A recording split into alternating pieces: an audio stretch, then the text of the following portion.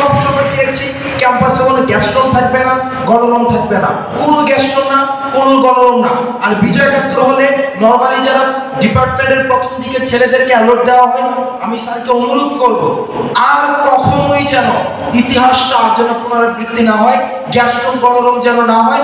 বিশ্ববিদ্যালয়টা শিক্ষার্থী প্রথম যখন আসে তখনই যেন তাকে বৈধ সিটে তাকে দেওয়া হয় এবং সে যেন তার শুরু থেকেই পড়াশোনা করতে পারে। নর্মালি একটা ছেলে স্বপ্ন নিয়ে ইউনিভার্সিটিতে আসে, আপনি যদি একটা ছেলের ফার্স্ট ইয়ারের প্রথম 10 দিনের কনভারসেশন শুনেন, আপনি আশাবাদী হবেন সে বিশ্ববিদ্যালয়ের শিক্ষক হওয়া ছাড়া আর অন্য কিছু সে চিন্তাই করে না।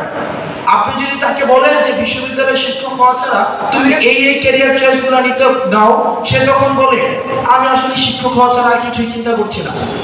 কিন্তু ওই ছেলেটাই যখন আপনার সাথে 6 মাস পরে দেখা হয়, ওই ছেলেটা আপনার কাছে পরামর্শ চায় যে ফার্স্ট ইয়ারে যদি 2টা বিষয় ফেল করি, প্রত্যেকটা মেধাই হচ্ছে ক্ষমতাসীনকে প্রশ্ন করো, যে কেউ আসো ক্ষমতাসীনকে প্রশ্ন করো।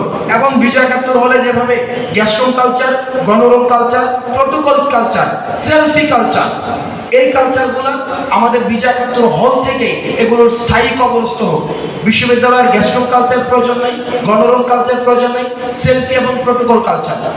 একটা বিষয় আমি 1 মিনিট সময় নিচ্ছি, আমাদের দেশের দুর্নীতি।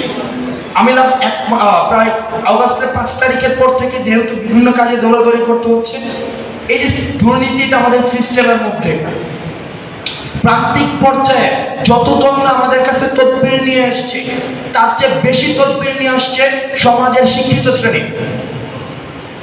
সমাজের যারা টপ টায়ারের যে মানুষগুলো রয়েছে তারা তদবির নিয়ে আসছে এবং তদবিরের যে নোংরামি ওই শিক্ষিত সমাজের, আপনারা যদি দেখেন আপনারা লজ্জা।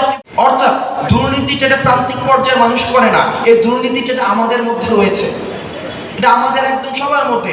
আমি দেখেছি আমার হলের ছেলেরা আমার কাছে ওই যে ট্রান্সফারের তদবির নিয়ে আসে এবং সেটা অর্থমূল্যে। এখন ভাই এই দুর্নীতি যদি আপনি আপনার নিজের মধ্যে নিয়ে সারাদিন ঘুরেন, আপনি সিস্টেমের চেঞ্জ চান, সরকার যদি 10টাও পরিবর্তন হয়, এই দুর্নীতি